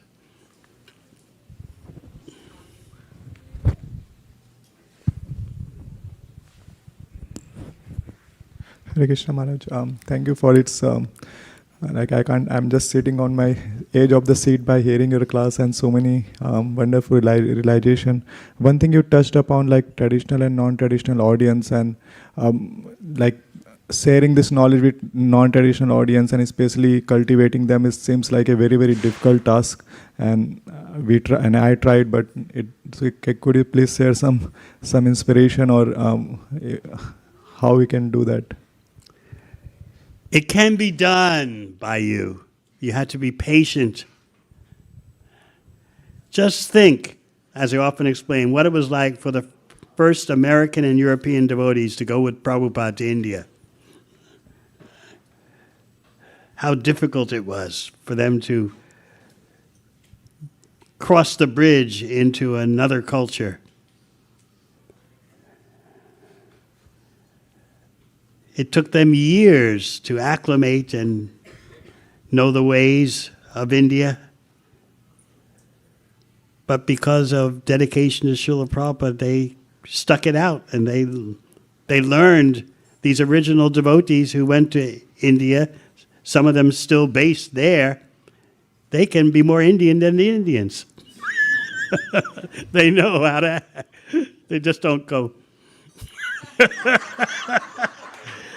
They know the mentality. They can assume that mentality. They can be more, they can out-Indian the Indians. But they're originally from the West. So similarly, if the bridge goes one way, it can go the other way, right? So no doubt some of you will out-American the Americans. Just take some time. Learning their mentality, their hang-ups, their barriers. Just like the first devotees who went to India, they had to learn things not to say, things to say. No doubt at first when people from India would meet these devotees, they think, how uncultured.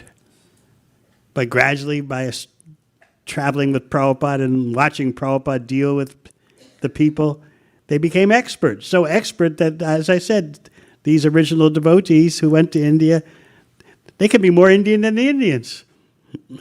They've learned. They've crossed the bridge.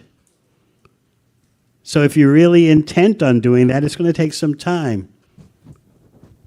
What did Prabhupada do when he first came to New York City? He had no one for 1 year. But he said, I was studying the Americans. He'd walk around in New York and study the people, study the books they read. He tried various things. He tried yoga schools where the crowd was just old ladies who trying to do some yoga postures. But he tried this, he tried that. And then someone invited him to Greenwich Village. They told him, Swamiji, there's the scene down there. They really need you down there. So he tried that. Before he had 2nd Avenue, he was doing what he was going to artist lofts and having programs there.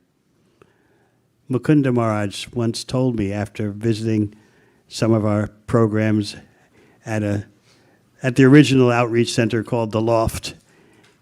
And he said, you know, you're not doing anything new. This is what Prabhupada did before 2nd Avenue, storefront. He would give programs at artist lofts. There'd be 40 or 50 people there. And he would speak the philosophy with some cultural reference points to fascinate the people. He would talk about something from India. Well, teaching tattva. He would always teach tattva, but he would give various intriguing examples from mystics in India and various holy places. And then after, he would do a little kirtan with his hand symbols only. That's all he had was hand symbols. And then after kirtan, he would circulate amongst the crowd with finger food, like samosas or pakoras, and personally distribute them and make small talk with the people. How are you doing? How are you? He said, so Mukunda Maharaj told me that's how Prabhupada started. Obviously, it was a big shock to deal with such wildness.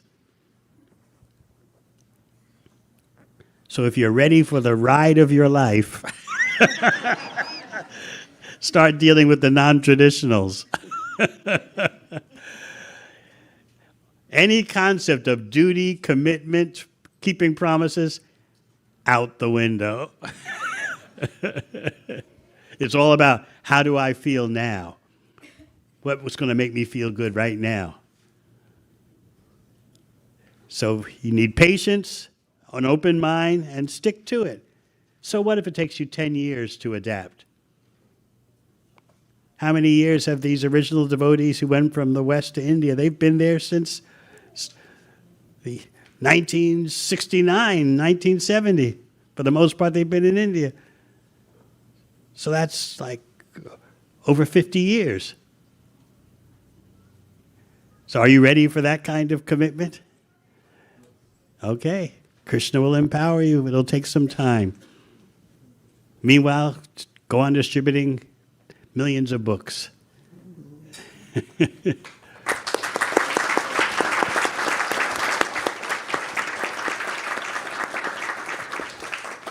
What would you do if you had first met me on the streets? You'd probably been totally bewildered. Manhattan enjoyer, Ivy League peacock.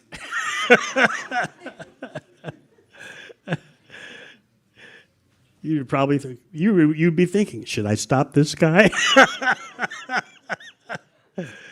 Looks pretty proud. And there I was, big Sai Baba hairstyle, wearing a long suede cow killer coat. You'd have, no, we're not stopping him. But then someone like me, like I did, walks up to you and says, do you have Srimad Bhagavatam? You would.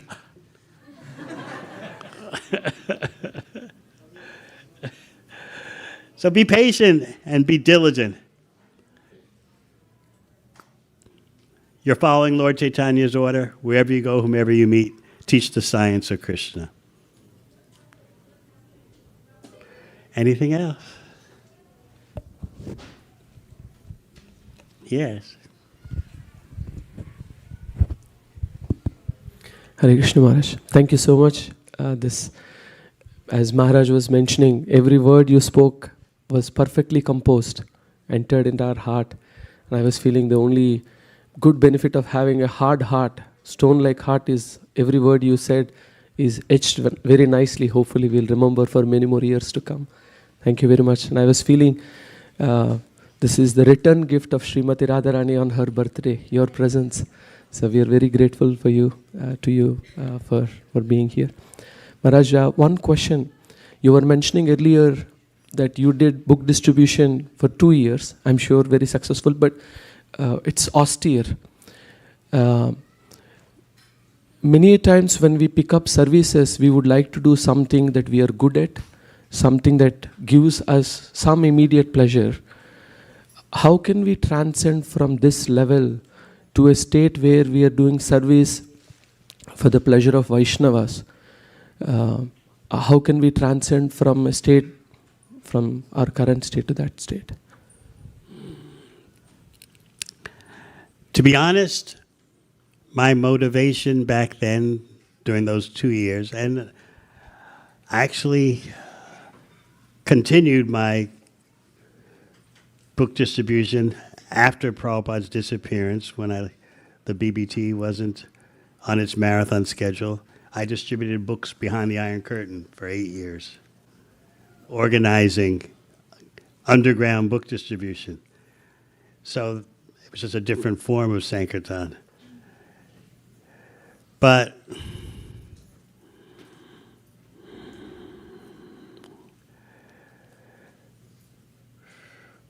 what would you aim for with your question? What do you... I'm trying to understand how I can become more selfless in my endeavor to serve. So I was going to confess to you that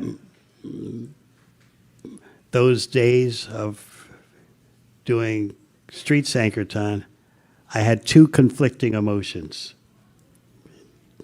I hated it, but I was determined to love it. So that was the emotional reality. When I moved into the temple, no one asked me, what's your academic background? You've just graduated from Yale University and you're moving into the ashram? Well, what's going on here? No one said anything about that. Just, here's a broom, your service is to sweep the floor. So I did that for 3 weeks. I swept the floor. And then after 3 weeks, I went out on a Harinam party and I grabbed some packs of incense and started distributing it to the crowd. And the temple president was watching. You are a Sankirtan devotee. I said, what, me? I just joined to read the books. I had envisioned just reading the books all day, every day, and waiting for the Maha to come off the altar. I thought that's what bhakti is all about. Suddenly, after 3 weeks, I'm pushed into full-time Sankirtan, which, as I said, meant 7 days a week back then, and late nights on Friday and Saturday night. But as much as I didn't like it, sometimes I'd go out and there'd be tears in my eyes. Like, I can't do this, I can't do it. But simultaneously, I was determined to love it because it's what my spiritual master wanted.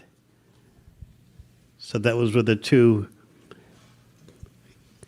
conflicting emotions. So I did go out, even though I did nothing. Because ultimately, my bottom line was, Srila Prabhupada wants this, I'm determined to please him. Even though I'd rather do something else. Then, when it was due to collapse in health, and it was time to do a service that you would say matched my material propensity more, I didn't want to do it. I'm never giving up book distribution. No way. This is my chance to go back to God so easily. But we need you at the BBT for helping produce Prabhupada's books. Literary work, sitting at a desk all the time. Where are the airports? Where are the malls? So just see, when Krishna engages me, you would say, according to my propensity, I didn't want to do it. I was so intoxicated by Lord Chaitanya's Sankirtan movement, someone had to tell me, by the way, the Sankirtan movement needs books. Oh. And then Prabhupada came to Los Angeles and made his famous lecture, Where is book? Where is book? Where is book? So I always like to give this example when devotees bring up about their propensity. From the very beginning, I was doing what was not my propensity, and then when it's time to act according to my propensity, I didn't want to do it. I had a taste of the Sankirtan nectar. I forgot all about what my propensity is other than distribute Lord Chaitanya's mercy. So I had to be convinced. By the way, the Sankirtan devotees need Prabhupada's books to be published. Oh, I forgot about that.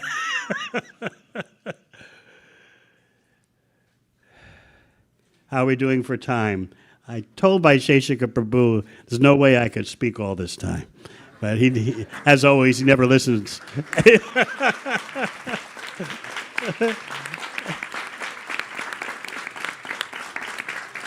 He never listens when I say, how can, look, they had this from 8 a.m. till 10:30. It's impossible. He just diplomatically ignored me.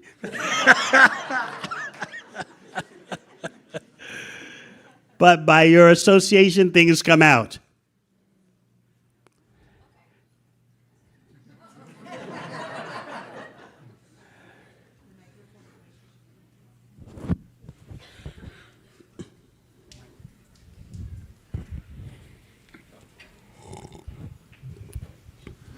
Marj, at 10:45, we'll have an Abhishek. They're already starting to set up for it. So we're here for a few more minutes. And I again wanted to appreciate how you tuned this class. Of course, you mentioned to me that that was your intention of coming here. Recently, we have a new member of our team, the marketing team, named Ranchor Das Prabhu, who's really expert at statistics. And he's been measuring, using AI tools, the result of advocacy and the increase of book distribution. That is, he's counting the number of times that leaders mention it. And he can show causality in the increases or the opposite. So we're also looking around the world at the ways that the geographical areas that have excelled in outreach, book distribution especially, had their, and still have, their advocates. So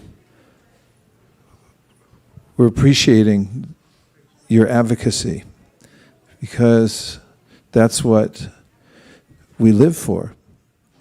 When we find leaders who have been with Prabhupada and have the realization themselves from executing the order to distribute books and have heard directly from Prabhupada and have read Prabhupada's books and so forth, who just say, it's a good idea, please do it, then that's what stimulates us to do it, to keep doing it. And I've heard also in other venues that it's important to renew one's sense of mission regularly, as although one may be on a track, it's easy enough to go off track. People have lots of other suggestions and ideas, and as I mentioned before, time can easily take us off course. Have you noticed that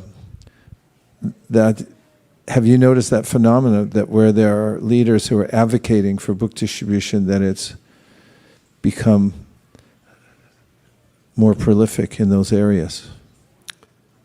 Definitely.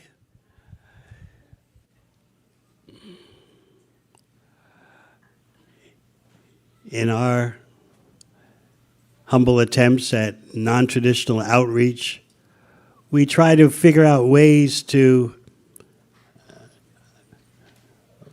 get the non-traditionals to, in some way, have their feet touch the pavement and do some book distribution, some kind of way,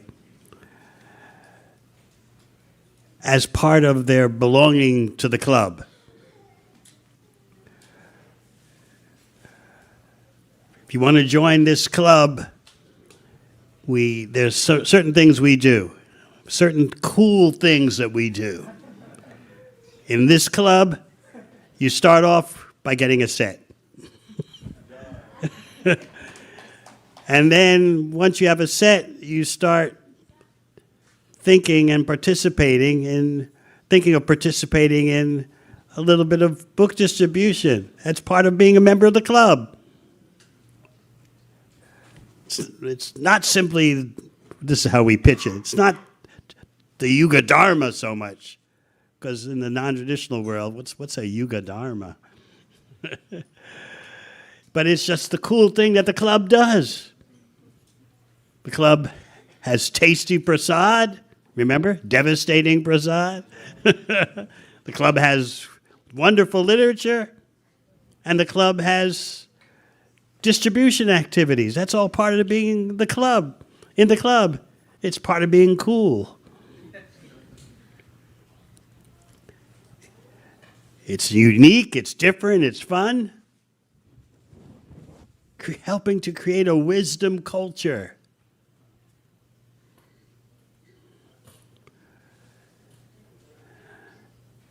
So we found that by introducing book distribution from the very beginning, that's the best thing. Very tactfully, gently introduce it from the very beginning. Before such persons hear from others that you don't have to do that. Give them a taste first, and that will immunize them.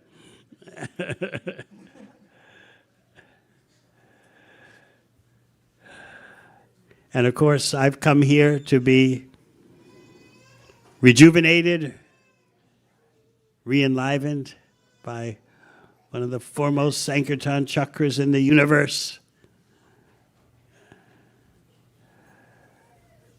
This Sankirtan movement is going on throughout the universe because when Chaitanya Mahaprabhu was touring South India, residents of other planets would come meet him disguised as human beings.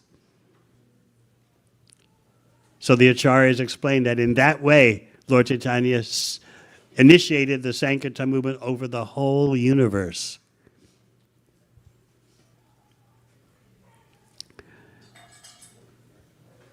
So whatever chance we get to advocate, as Vaisheshika Prabhu said, we take it as great mercy. And the fact that your yatra exists lets everyone know it is possible. And this is why the Sandesh is there. It's so concentrated, so intense, because of that central focus. So the more you increase that focus, the more delight you'll drown in. And you're doing everyone else a favor also by holding the banner high. So again, it's my great honor to come here and be with you all. So certainly don't stop what you're doing. In fact, you're not stopping, you're going on increasing. How is this going on? Maybe some of you start wondering, what's happening here?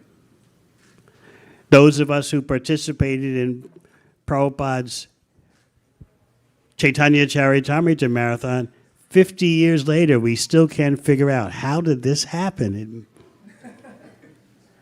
I've explained before, Prabhupada made an impossible request, a request equivalent to saying to you all, in 2 months, we want a brand new temple across the street from here, totally decorated, totally finished, inside and outside. Do it. What would you say?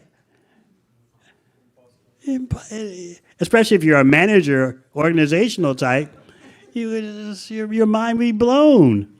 And that's exactly what happened to Prabhupada's leaders. They couldn't compute this. You couldn't say it, though. This makes no sense, Prabhupada. You couldn't say that. Especially when Prabhupada dug his feet in, so to speak, into the sand on the beach where he's walking and planted his cane and said, if you don't do this, you're all rascals. Which, as you know, in the Indian world, that's a very heavy thing to say. In the Wild West, it's not considered such a heavy thing to say. Back, it's considered like parents call their children, you little rascal. In India, it's the strongest thing to say. Prabhupada said it in such a way that if you don't do this, I cut you off. So some kind of special energy descended, which looking back, we can't figure out how it happened, how such a request was fulfilled. What was this energy that descended? But you all are generating that same kind of inconceivable energy. And every year you're increasing. When you start to think about it, how's this going on? Haven't we already peaked out a long time ago? Didn't we max out back in San Jose?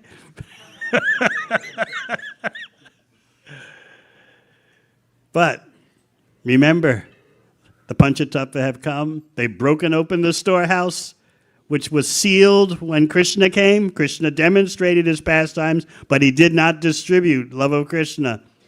The Panchatattva come, break open the storehouse, plunder the storehouse, distribute the contents, drink the contents. So this is your heritage. This is what you're part of. Thank you very much. Hare Krishna.